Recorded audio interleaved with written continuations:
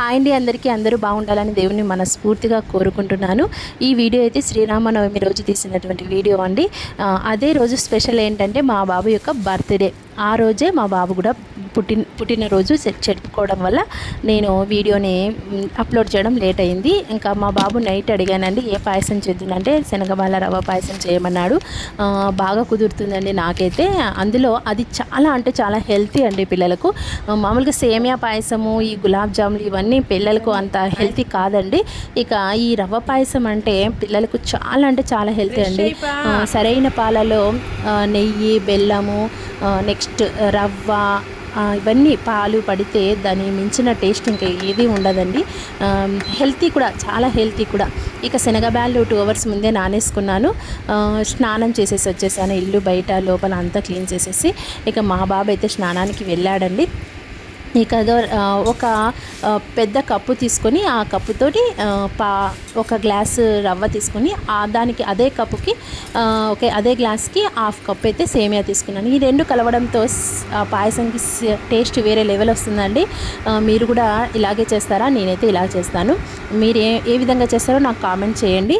And శనగబ్యాళ్ళు అయితే ఉడుకుతున్నాయి. ఇక బెల్లము 1.5 గ్లాస్తో 1.5 బెల్లం తీసుకున్నానండి కప్పుకి. నెక్స్ట్ నెయ్యి నేనైతే 4-5 స్పూన్ల దాకా వేస్తానండి. చాలా బాగుంటుంది అంత పడితే. నెక్స్ట్ మీరు శ్రీరామనవమి రోజు ఏ స్వీట్ చేస్తారో నాకు కామెంట్ చేయండి. ఖచ్చితంగా శ్రీరామనవమి రోజు ఏదో ఒక స్వీట్ అయితే చేస్తాను. ఇక మా బాబు బర్త్డే ఉండడంతో ఈ స్వీట్ అయితే చేశాను.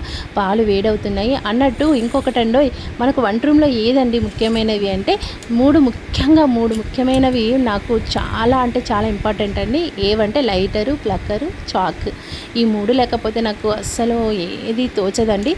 ఉండాల్సిందే, నాకు ఈ 3 దగ్గర ఉండాల్సిందే. ఏదైనా ఒకటి మిస్ అయినా దాన్ని వెతకడానికి చాలా ఇబ్బంది పడతాను. పిల్లలకు క్యారెట్ లంచ్ కట్టడంలో ఏదో ఒకటి మిస్ చేసుకుంటుంటాను, ఎక్కడో ఒక చోట పెట్టి వెతుకుతూనే ఉంటాను. ఇక అన్నట్టు ఇంకొకటి చాలా ఇంపార్టెంట్, ఈ వెజిటేబుల్ కట్టర్ ఈ తరం వాళ్ళకు చాలా గోల్డ్ లాంటిదండి. ఇది ఉండాల్సిందే మనకు. నేనైతే దాదాపుగా నిలబడే అన్నీ కట్ చేసుకుంటానండి. ఇక పాలు వేడవుతున్నాయి. రవ్వ అయితే వేయించుకున్నాను. ఇక శనగబ్యాళ్ళు అయితే ఉడికిపోయినాయి. నెక్స్ట్ పాయసం ఇంకా నా ఎండుకు వచ్చేసింది అండి. తప్పకుండా ఒక లైక్ చేసేసేయండి. అండ్ మీరే పాయసం చేశారో నాకు తప్పకుండా కామెంట్ చేయండి. అన్నట్టు అందరూ బాగుండాలని మనస్ఫూర్తిగా కోరుకుంటున్నాను. సమాజంలో ఏవేవో వింత పనులు జరుగుతున్నాయండి.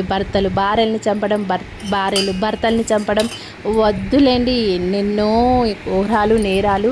అవి చూస్తే అమ్మో దేవుడా నువ్వు ఎక్కడున్నావప్పా అనిపిస్తుంది. ఓకేనా అండి, దాని గురించి ఎందుకులే. ఈరోజు అందరూ హ్యాపీగా ఉండండి. వీడియో మాత్రం ఒక్క లైక్ చేసి